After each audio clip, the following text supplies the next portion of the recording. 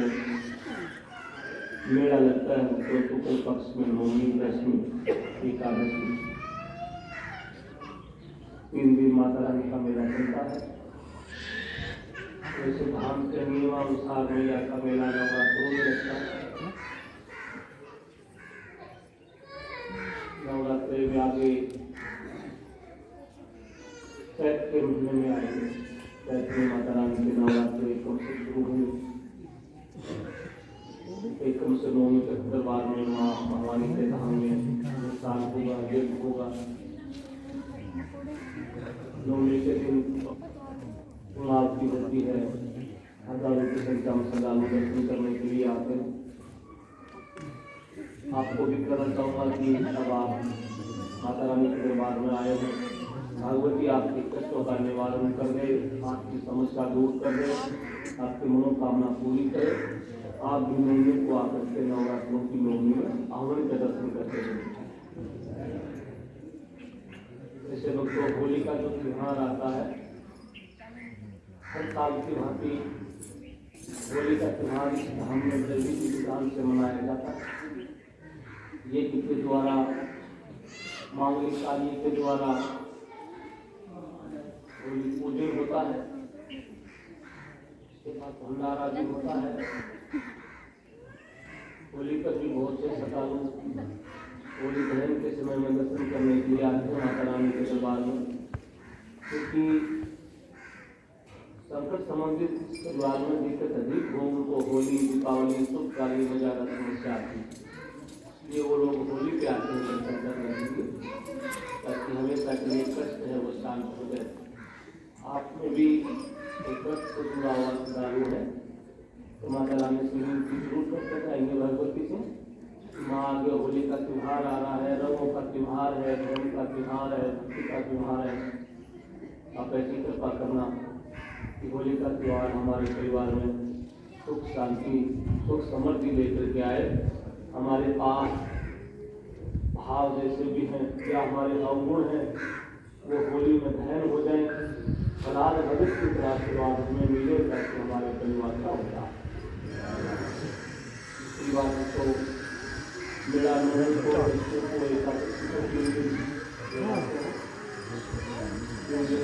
बाबा ने ज़्यादा होता है, बहुत ज़्यादा हो जाता है। भगवती के आदर से द्वादशी से लेकर के पूर्णिमा तक माता रानी का मेला लगता है। तो मेले में वही बातें बताई जाती हैं जिन बातों से आने वाले भक्त को ज्ञान भी मिले, समस्या का समाधान भी हो, पारिवारिक शांति हो, मानसिक शांति हो और भगत की भावना भगवान में जुड़े उसका उद्धार हो। ये बातें नाम में बताई जाती हैं। बाकी टूणा टूंड जादू टूणे ये नहीं सिखाए जाते हैं। हमारे यहाँ कोई करता, हमारे बुजुर्गों से, हमारी पीढ़ियों से धाम में जो पूजा होती है वो पूजा सबके सामने है। सुबह शाम आरती होती है, फिर माँ का दरबार लगता है, प्रवचन होते हैं। बहुत से श्रद्धालु दर्शन करने के लिए सीढ़ी पर आते हैं, सीढ़ी लगा के फिर जाते हैं, सबकी सुनती भी है।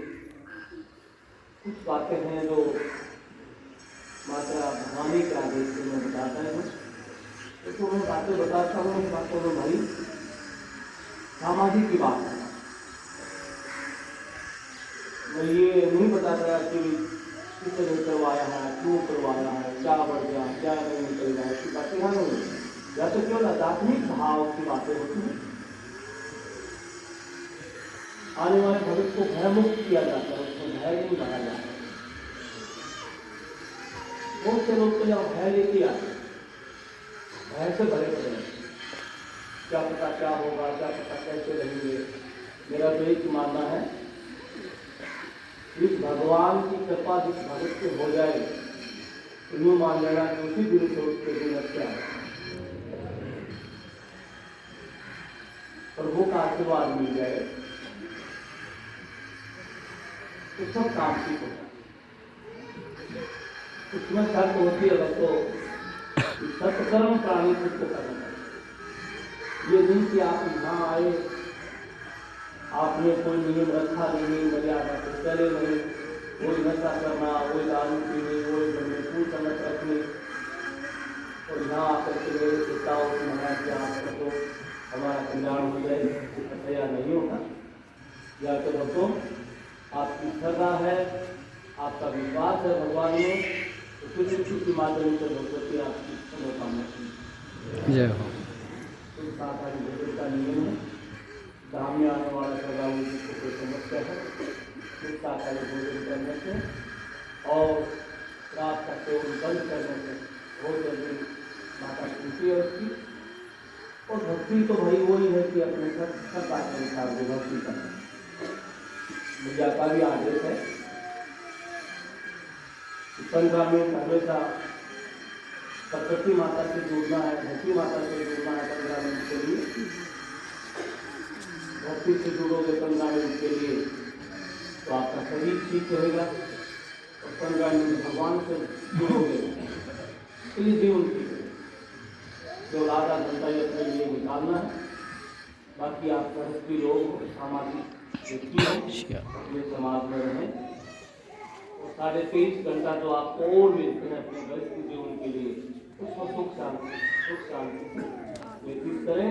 क्योंकि आधा घंटा आपने प्रकृति को भी दे दिया, आधा घंटा आपने भगवान को भी दे दिया, तो बाकी समय आपके लिए शुभ है। 15 मिनट परमात्मा को देंगे तो वो आप पर बड़ी कृपा करेगा, और 15 मिनट आपके शरीर के लिए आप धरती माता को देंगे तो आपका शरीर भी शुभ है।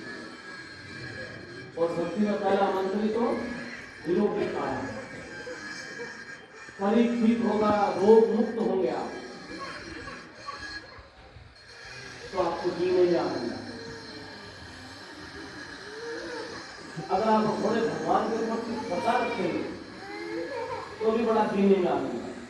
क्योंकि भक्ति हमें धन दे या नहीं दे इसका मुझे मालूम है, लेकिन हमें भगवान की सेवा, प्रभु की पूजा आत्मबल देती है, आत्मशक्ति देती है, अंदर से हमें मजबूत बनाती है, निडर बनाती है, हमारे विचार सुंदर करते हैं, हमारे अंदर दया धर्म बढ़ती है, मानवता से जो जुड़े हुए खा लिए तो आप थोड़ा थोड़ा परमात्मा के प्रति श्रद्धा रखेंगे तो आप शांत होंगे और आपको मैया की प्राप्ति होगी, भगवती का प्यास।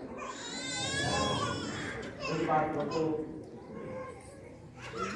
हम के बारे में आप लोग सुन करके आए हैं, यहाँ सब धर्मों के लोग आते हैं। मेरा लगता है 9वीं को 10वीं को उस समय में जुड़े लोग आते हैं, सिख धर्म से जुड़े हुए लोग भी आते हैं, मुस्लिम भी आते हैं, या किसी जाति विशेष रूप में नहीं आते। वो इंसानियत के नाते माँ भवानी के चरणों में प्रार्थना करने के लिए। आपको भी कहना चाहूँगा कि भगवान कोई जाति पाति ऊंच नीच छोटा बड़ा नहीं बनाता। भगवान तो संसार में एक इंसान बना करके भेजता है, और जिसमें इंसानियत मजबूत बन गई तो संसार में साक्षात देवता बन जाता है। बाकी जो धरती के नाम है वो सारी चीजें भगवान भी होते हैं, भगवान होते हैं तो मानव भी हैं, हम सब बैठे मानव है तो देवता भी होते हैं, और देवता होते हैं तो दानव भी होते हैं। जिनका नाम है संसार में वो सारी चीजें होती हैं। हम मनुष्य हैं, अपने ऊपर एक बहुत बड़ी शक्ति है जिससे हम परमात्मा, तो भगवान के बाद में इस संसार में दूसरा जो सर्वश्रेष्ठ प्राणी है वो मनुष्य।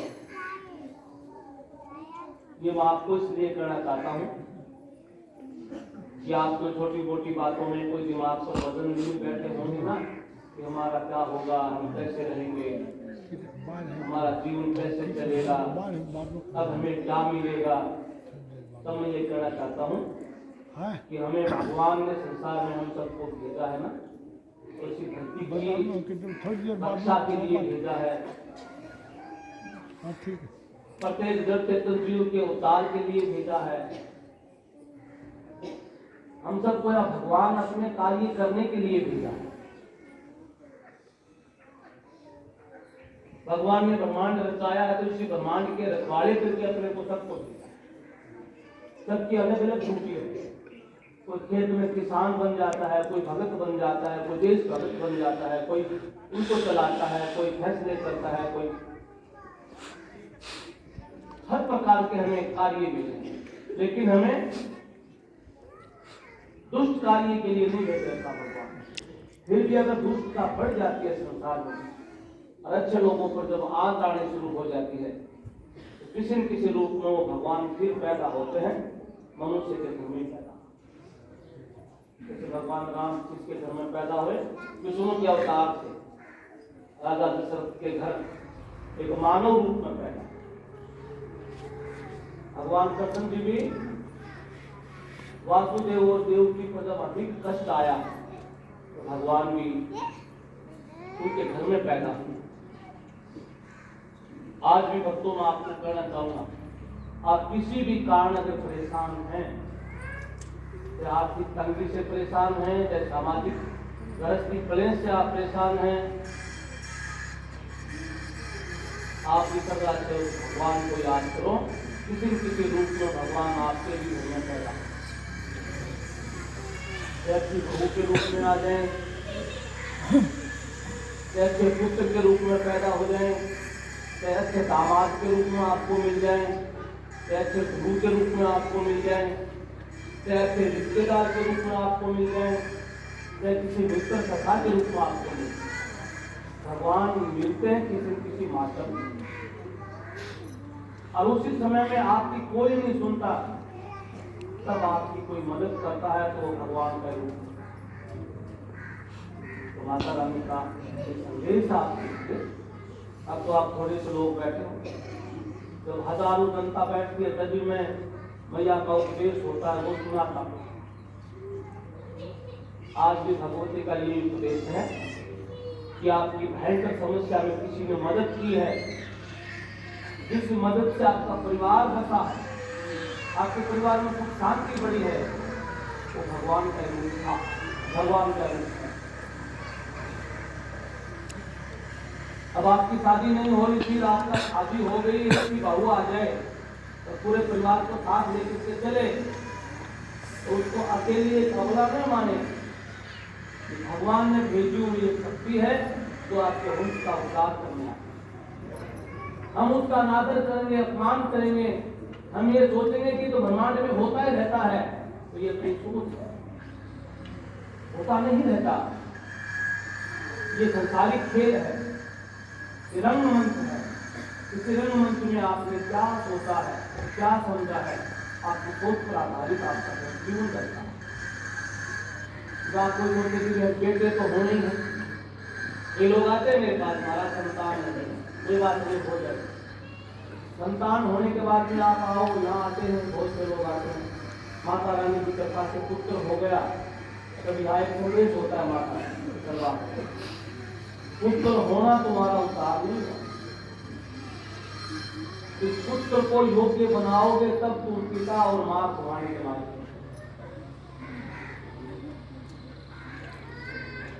आपको रोजी रोटी मिल गई, आप बेरोजगार थे, यहाँ आने से माता ने आपकी नौकरी या किसी प्रकार की आपकी खाने की व्यवस्था बन गई। आप सोचोगे कि माता ने हमें दे दिया, बस बहुत है, भी हमें भगवान की क्या आवश्यकता है। भगवान भक्तों आप अकेले को नहीं दे रखा, आपकी मेहनत के पीछे हजार परिवार के सदस्य आपकी भाण से लेकर के, बुआ से लेकर के, ताऊ चाचे से लेकर के, रिश्तेदारों तक सबकी आस है कि आप सबसे जुड़ सकते हैं, सब जुड़े हुए हो जाता हूं। अब रही बात, ये तो सामाजिक बात है, अब हमारे परिवार इसमें जुड़ा है और शरीर की बातें की बात है। तो व्यक्ति जब सुख पाता है तो वो सोचता है कि मैं कर रहा हूं तो शास्त्र कहते हैं जब आपको कोई सुख मिल रहा है तब आपको सिर्फ भगवान को धन्यवाद देते रहना, ये प्रभु तेरी कृपा से ही हमारा जीवन धन्य है। तब यह नहीं सोच रहा कि मैंने किया तब चल रहा है, तुमने कर्म किया है, पहले भी कर रहा था, आज भी कर रहा था, लेकिन कई बार कर्म करते करते ही फल नहीं मिलता। तब हमें सोचना चाहिए कि हमारे प्रभु का हमारे पर आशीर्वाद है। कोई भी शुभ कार्य करते हैं हम उसका आशीर्वाद लेते हैं और शुभ कार्य पूरा हो जाता है तब उसको हम भूल जाते हैं।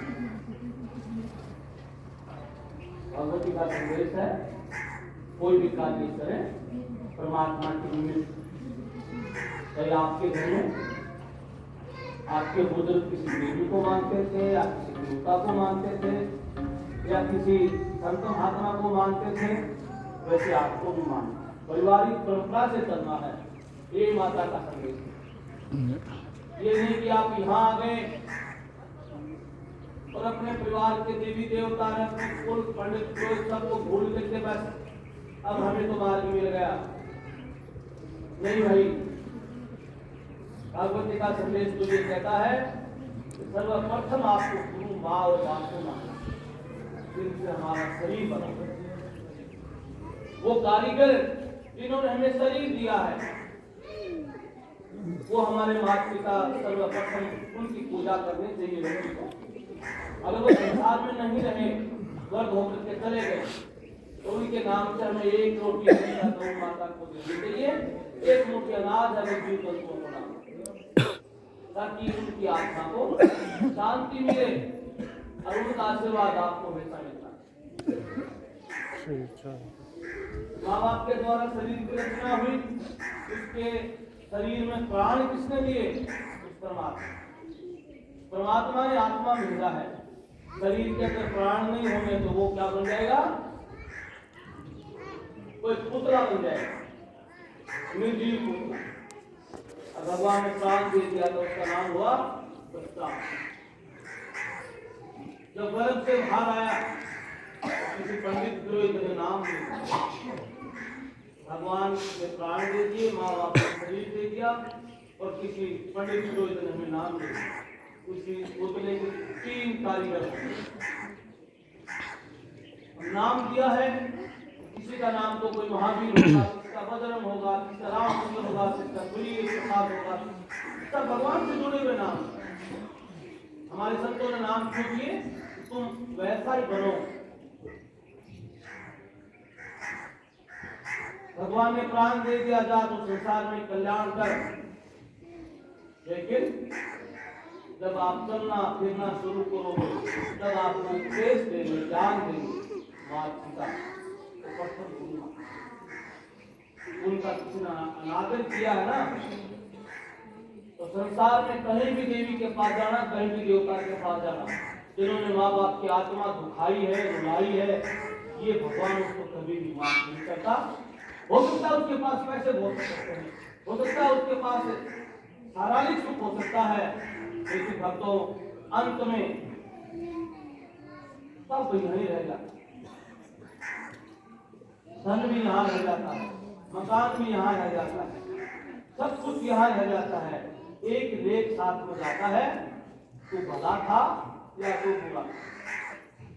ये डिग्री हासिल करनी है। इस भला और बुरी की डिग्री के लिए इंसान का जीवन अच्छा बने। माँ बाप के द्वारा बच्चा पैदा होकर के 12 महीना के अंदर बोलना सीख जाता है। माँ पापा काका दादा दादा सब कुछ बोलने लग जाता है, और जब ज्ञानी हो जाता है तो ये नहीं पता चलता कि मुझे बोलना क्या।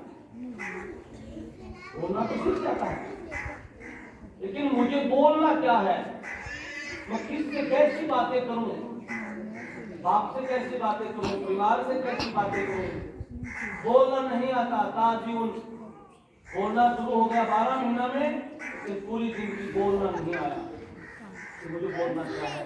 क्यों करते हैं बात में पूरी हो जाती है संसार से चला। तो सबसे पहले तो माता से कहो कि माँ हमें शक्ति दें, अच्छे बोले, अच्छे अच्छे कार्य या पूछने के लिए तो नहीं आए, पर यहाँ नियम है माता का। भगवती माँ हमेशा संदेश देती है कि सबसे पहले तो लोगों को ये कहो कि आप साधारण इंसान नहीं हो, भगवान के रूप हो सकता है ये कष्ट आ गया तब आप यहाँ, जरूरी नहीं है कष्ट मरने के लिए आया है ना, हो सकता है ये कष्ट आपको महान बनाने के लिए भी आया, हो सकता है ये कष्ट आपको बची हुई जिंदगी में बहुत अच्छे इंसान बनाने के लिए आया, सारे कष्ट डूबने के लिए नहीं होते वक्त। कभी विचार नहीं करें कि ये कष्ट आ गया बस हमको मर जाए, कई कष्ट अपने पराये के पहचान के लिए भी आता है। कष्ट आता है तब इंसान कितना धर्म में रहता है, कितना प्रेम में रहता है, वो कष्ट में पता है। वो स्वामी तुलसीदास जी ने भी कहा था ना, धैर्य धर्म मित्र और नारी आफत काल पर, संकट आने पर आदमी कितना धैर्य रखता है, संकट में पता चलता। सारे सुख है तो सारे मित्र हैं, आपको सब सुख चल रहा है तो आपके शत्रु है ना, क्योंकि आपके दोस्त बन जाएंगे, क्योंकि हमारा अब तो समय ने करवट ले ली, धर्म पत्नी की दूरियां बढ़ा ली थी मां को, आत्मा सच्ची बात। ये भगवान से कहो कि प्रभु हमारा समय आपके हाथ में है, आप हमेशा हमारी मदद करना। उसका संदेश आता है कि मैं मदद जरूर करूंगा, लेकिन तुम भी 5 मिनट का समय हमारे लिए निकालो। भगवान 5 मिनट का समय हमारे लिए निकालेगा तो भगवान कहते हैं कि मैं तुझे पूजनीय भी बना दूंगा, मैं तेरा उद्धार भी करूंगा, और तो संसार की गृहस्थी है तो मैं गृहस्थी रूप में तेरा किसी की सेवा करूंगा। गुरु महाराज की संदेश है बच्चों, उनमें से जो आपको अच्छी बात लगे तो जीवन में होता है, उनमें से जो बात अच्छी नहीं लगे तो हो जाओ, कोई बात नहीं, हो सकता है उनके पिछले जन्म के कर्म ही नहीं अच्छे तो उनको भगवान का नाम अच्छा नहीं लगता।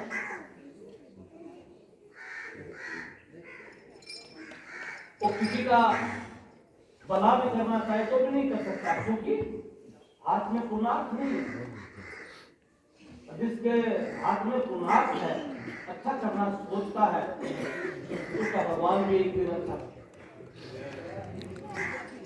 तो माँ ज्वाला जी का आदेश जो आपको हमने बताया है, उनमें मैं आपको फिर से दोबारा कहूँगा, संसार में नाम है वो सब चीजें हैं, देवता दानव मानव भगवान सब भगवान गीता में भी कहते हैं सब कुछ है।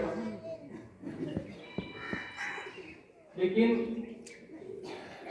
कोई प्रेत बाधा किसी में आ जाए, कोई भगत कहे कि मैं पक्का इलाज कर दूंगा, पैसे लूंगा, मैं आपको सही कह रहा हूँ, भगवान के नाम का कोई केंद्र नहीं छूटता किसी भगत के पास कि किसी को लूटो और किसी का जमा करो। भगवान नाम का एक ऐसा शब्द है वो बिल्कुल खड़ी मिल जाता है। हमारे बुजुर्ग भी कहते हैं ना, सबसे खड़ी भी क्या मिलता है भाई, राम का। हर चीज के पैसे जो सबसे खड़ी में मिलता है वो कलयुग में लिया नहीं जाता, महंगा मिलता है उसके लिए होड़ लगी रहती। दारू के ठेके पर लिखा हुआ होता है बस पीने से स्वास्थ्य के लिए हानिकारक, लेकिन घर वाले भी हट मारते रहते हैं, फिर भी कहते हैं छोटे खरीद। बीड़ी सिगरेट पर लिखा हुआ होता है कि इससे कैंसर बनेगा तेरे, उससे फोटो भी लिखी हुई होती है, तो ऐसे गड़ जाएगा। 100 रुपया की कोई बीड़ी का मंडल हो तो भी कोशिश करेगा कि मैं इसको तो पीऊं, क्योंकि इस पर चेतावनी लिखी हुई है कि तेरे कैंसर हो।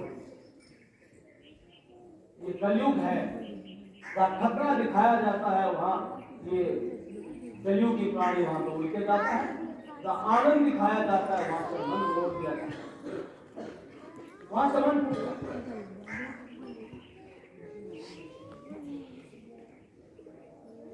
फेसबुक पे या किसी मोबाइल के जरिए तो धार्मिक बातें पढ़ता रहता है।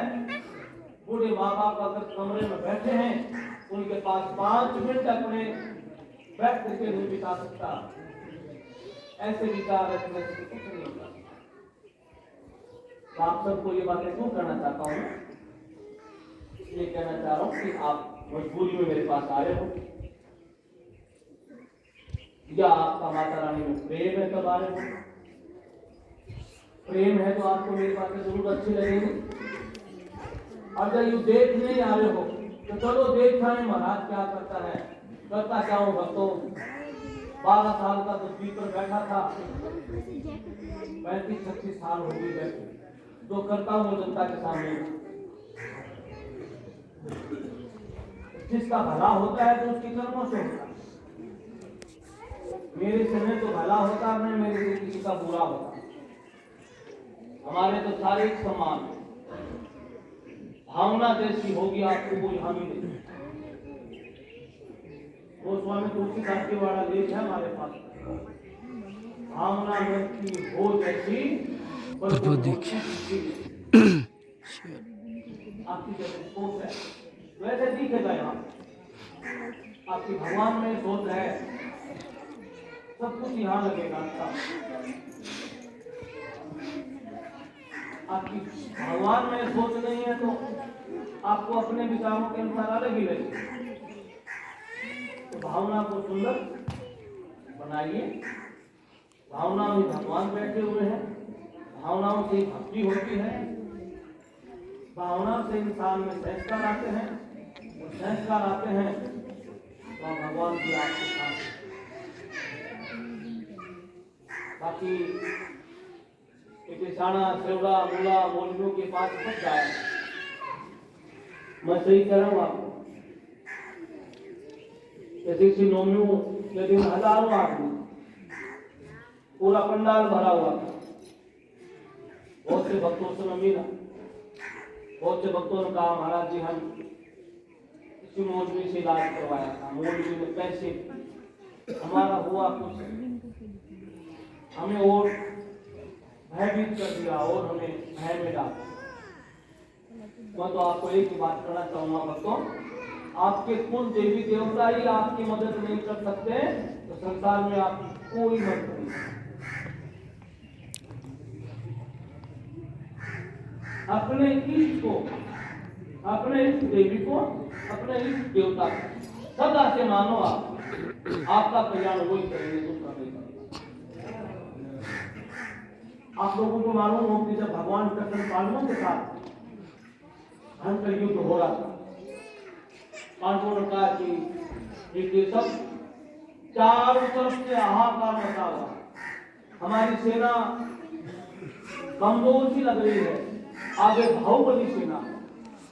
भगवान कृष्ण ने कहा कि ये तुम्हारा मनोबल टूटा है ना, तब तुझे कमजोरी महसूस करे। यही सेना, इतनी सेना कल भी थी, इतनी सेना परसों भी थी, इतनी सेना आज है, लेकिन आज आपका मनोबल टूट सकती है, इसलिए आपको अपने थोड़े लगते।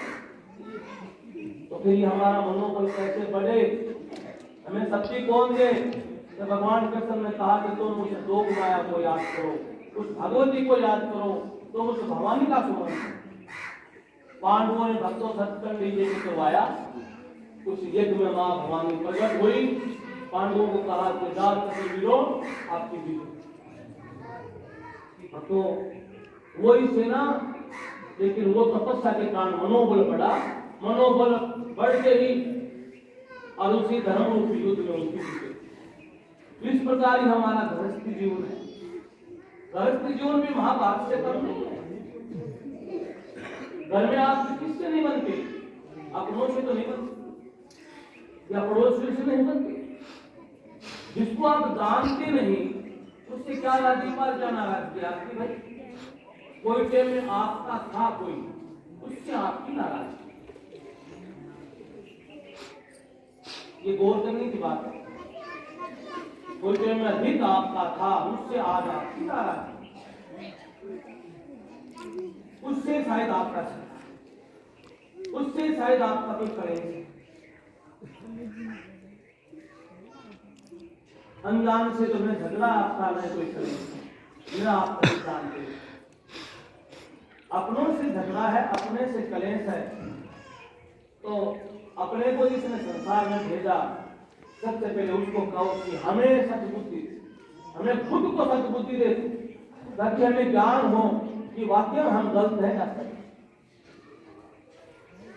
तो वो जब ज्ञान देता है ना, अब व्यक्ति सोचे कि प्रभु हमें खुद को बताओ कि मैं निर्दोष हूं या दोषी हूं, तो आपके हृदय में एक आवाज आएगी कि तुम्हें शांति रखने के लिए और दया कर, ये तो कैसा भी है लेकिन अपने को गलत नहीं करना, ऐसे शब्द आपको को सुनाता है, तो मान लेना तुम्हारे अंदर भगवान आपको बैठ गया, तुम्हारा अच्छा दिन आने का समय।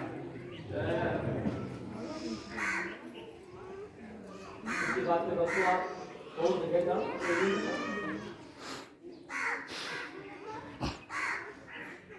एक लाख जगह उधर तक कोई बात करेगा, बाकी ये चाहिए चांदी का छत्र चढ़ा दे, माता को सोने का ये ला दे, भगवती को भंडारा दे दे, उन्हें तो कोई भंडारे से होना है, अपने को सोने के छत्र से होना है। नहीं कोई दान दोगे ना भगवान के मंदिर में, नहीं कोई दान से कल्याण होना है। क्या करेंगे प्रभु दान का? नारायण के तो खुद अर्धमणीय लक्ष्मी जी हैं, जिनके पास धन की कमी नहीं। संत ने कहा है ना, तेरा तुझसे पाकर बंदा बन बैठा धनवान। भगवान ने दिया हम धनवान थोड़ी। तो यहाँ आप इलाज के लिए आए हो, या पैसे से तो कोई इलाज होगा नहीं, डोरा डारा झाड़ा भूरा ये ऐसे होता नहीं। जहाँ इलाज होता है माता की फेरी लगाई, इसने सदा से फेरी लगाई, प्रार्थना की और भगवती का सुमरण किया। या देवी सर्वभूतेषु शक्ति रूपेण संस्थिता नमस्तस्ते नमस्तस्ते नमस्तस्ते नमो नमः। इसका सदा से आपने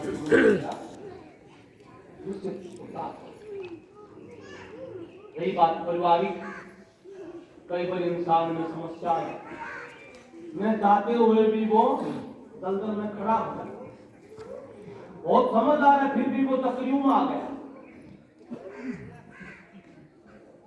ऐसे समय में अपने सारे दूर हो जाए, जब अपने दूर होने लग जाए तब यूं मान लेना कि तेरा समय बहुत खराब है। ऐसे समय में भक्तों, विद्वान लोग कहते हैं ना, तन का वस्त्र है ना ये भी तेरे खिलाफ है, तब यूं मानना कि वाकई घोर संकट चल रहा है। और ऐसे घोर संकट में केवल वो परम पिता परमात्मा जो विष्णु रूप में है या शंकर रूप में है या किसी देवी देवता के रूप में है, आप उनको एक चित्त भाव से नियमित रूप से उससे विनती करेंगे तो जल्दी आप उस तकलीफ में निकल करके आपका समाधान। आप लोगों ने सुना नहीं होगा, सुना है तो भी मैं बता देता हूँ।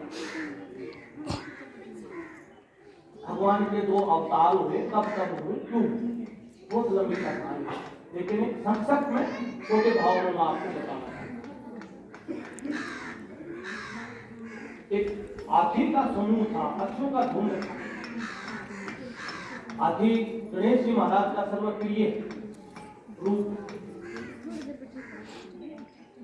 हाथी अपने समूह के साथ में हमेशा तालाब पे जाता था और भगवान सूर्य उदय होते थे, अपनी सूंड में जल लेकर के भगवान को जल चढ़ाते, पूरा परिवार उनके साथ। एक दिन भक्तों वो हाथी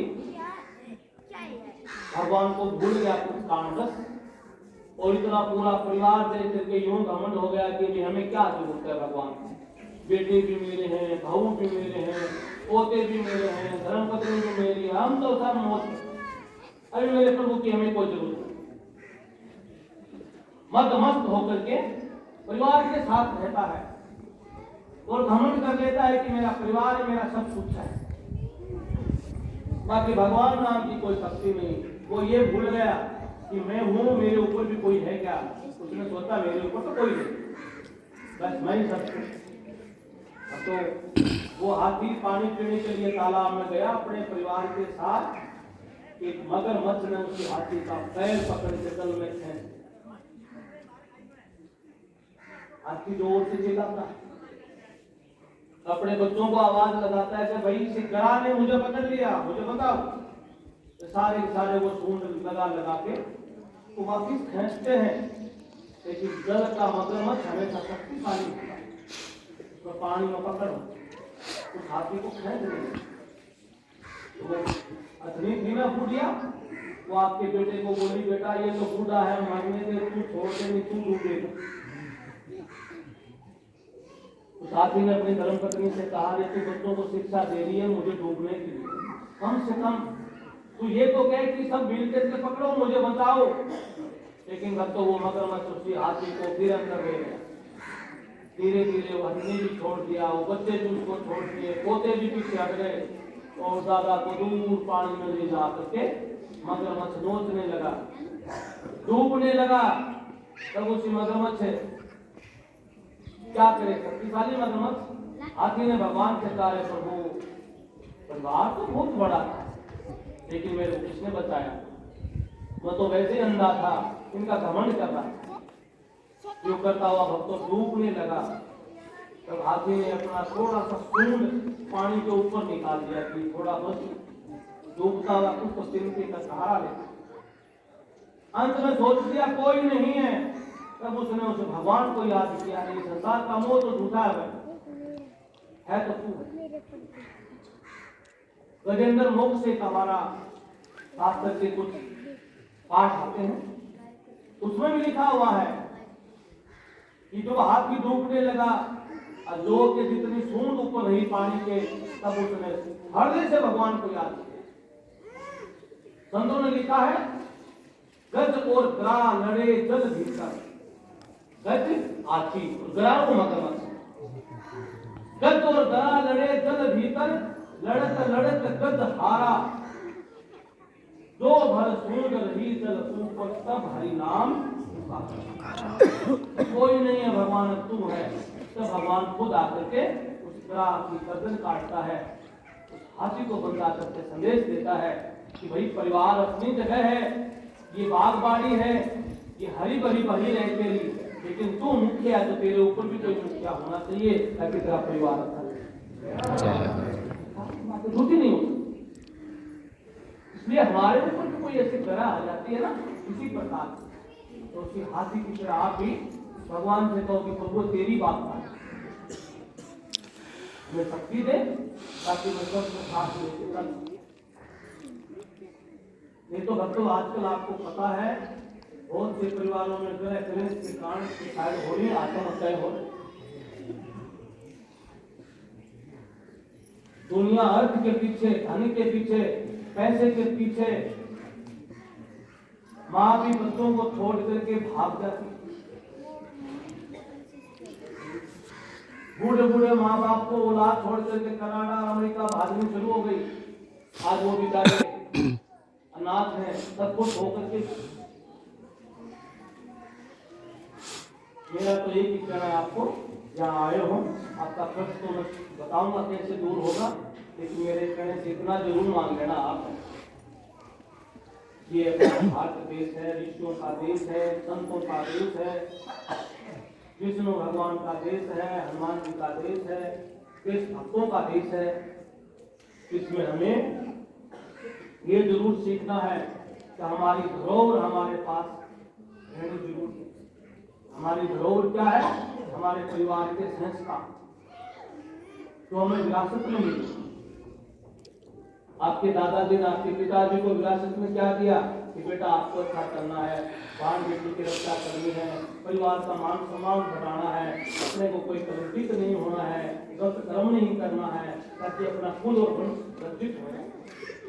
वो कहता है पिताजी ठीक, पिताजी वर्ष होकर के चले जाते हैं, उस गृहस्थ आश्रम की आप मुखिया बनता है। आप बूढ़े होकर के जाओगे तब आप क्या सोचोगे? मेरा बेटा मेरे से भी समझता है। तो बाप राष्ट्रपति हो लेकिन वो ये सोचेगा कि मेरा बेटा मेरे से भी बड़ा अच्छा। चोर भी कभी नहीं चाहता कि मेरा बेटा चोर है, वो चाहता मैं तो गलत काम कर रहा हूँ लेकिन मेरी औलाद को तो संस्कार अच्छे दूँ। हर माँ बाप की इच्छा है हम हमारों को अच्छा।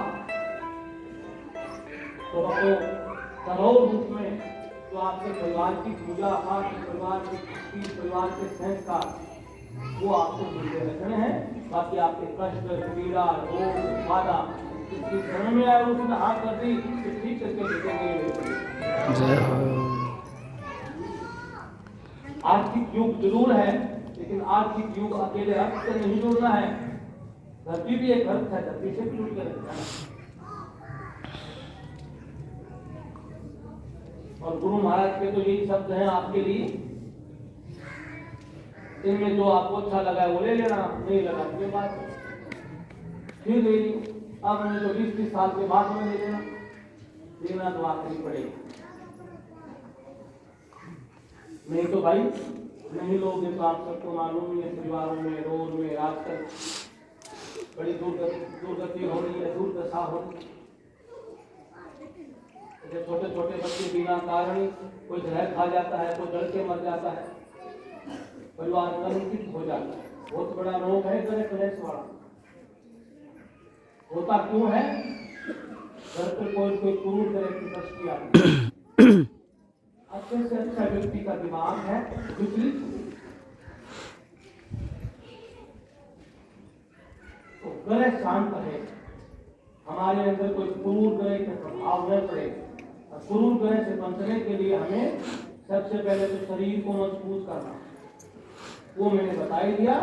15 मिनट सुबह धरती माता से जुड़ना, उससे योगा भी हो गया, प्राणायाम भी हो गया, साधना भी हो गई। 15 मिनट भगवान से जुड़ना, जो आधा घंटा निकाल करके 23.5 घंटा अपना जीवन जीवन सुंदर अच्छा रहेगा भगवान। ये सभी समाप्त।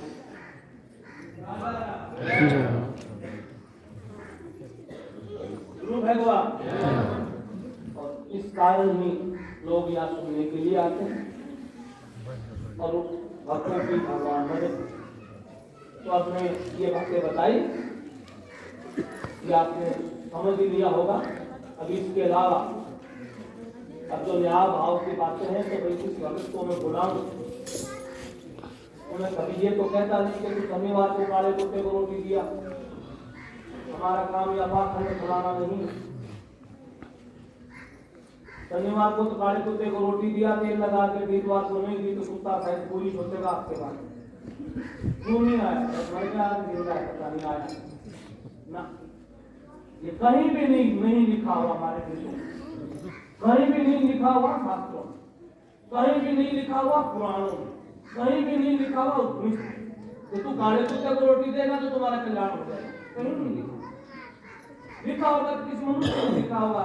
वेद किसी मनुष्य ने नहीं लिखे, वेद प्रकृति के द्वारा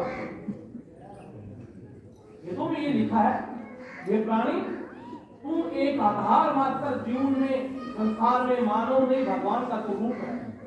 तू संसार में आया है तो तुझे प्रभु ने अच्छे काम के लिए भेजा है, इसलिए तुम सब जड़ चेतन जीव को तू तेरा मान करके, तेरा परिवार का सदस्य मान करके तू दल तेरी मुसाफिरी सुन रही।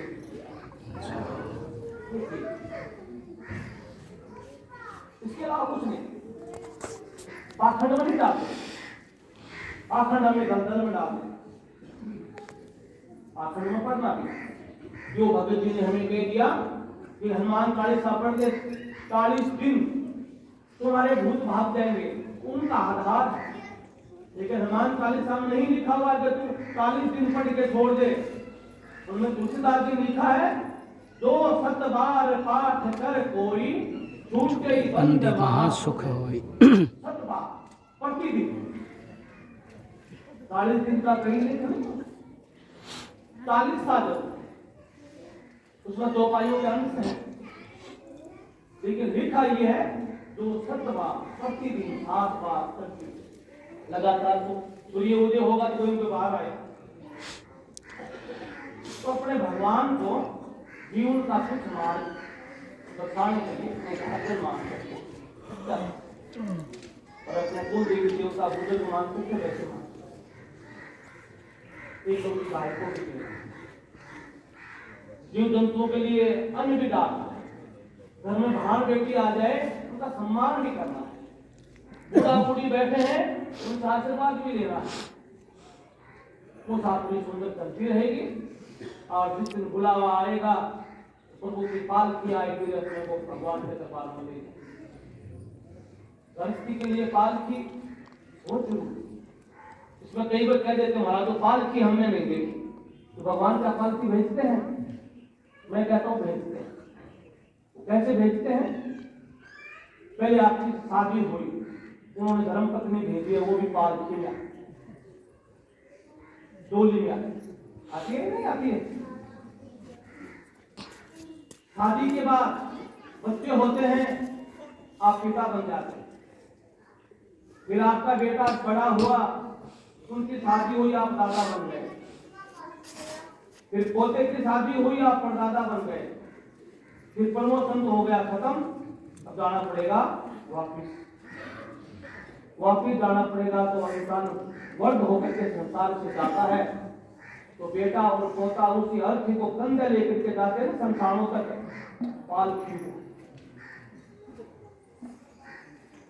समझ रहा है बेटा मेरी बात? ये कौन सी पालकी है? औलाद के कंधों पर शमशान भूमि तक जाए और पोता परपोता आगे दंडवत प्रणाम करते जाए। नगरी का आदमी कहे कि आज हमारा समाज का हमारे गांव का एक अनुभव गया, तब मान तेरा तेरे लिए पालकी आ गई। उससे पालकी कहते ही नहीं, ऊपर से विमान आया, तू बैठा भाग गया, कोई हवाई जहाज नहीं है याद रखो। ये पालकी कब मिलेगी? जब हम विचारों से, संस्कारों से और परिवार से, समाज से, सुंदर भाव से मन को पवित्र रखेंगे ना, लंबी उम्र में दिखेगी।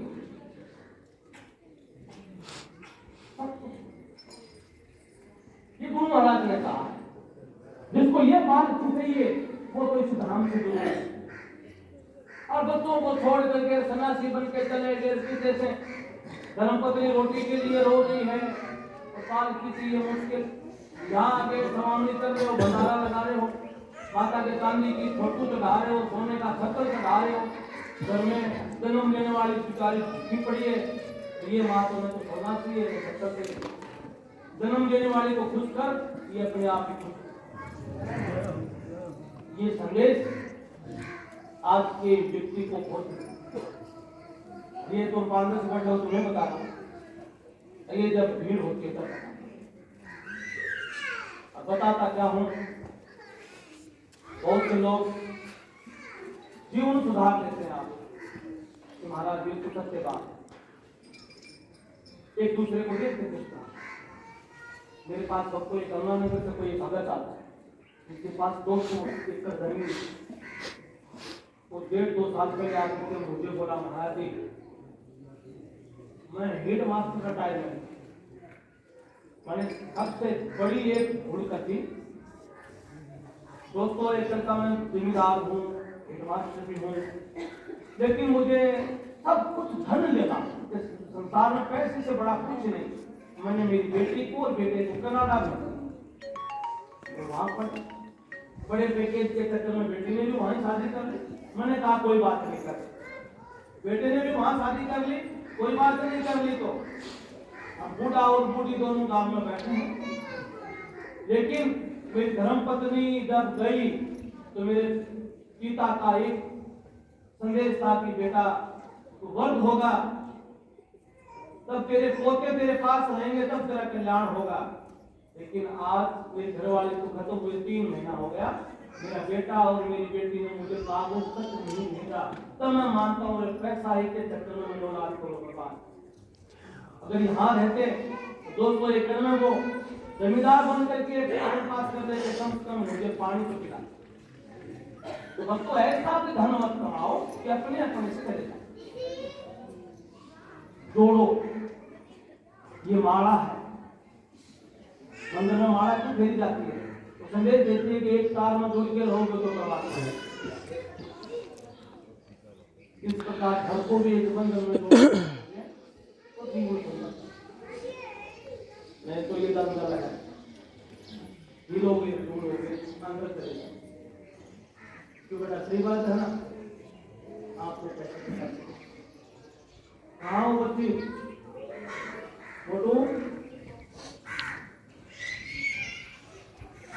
आप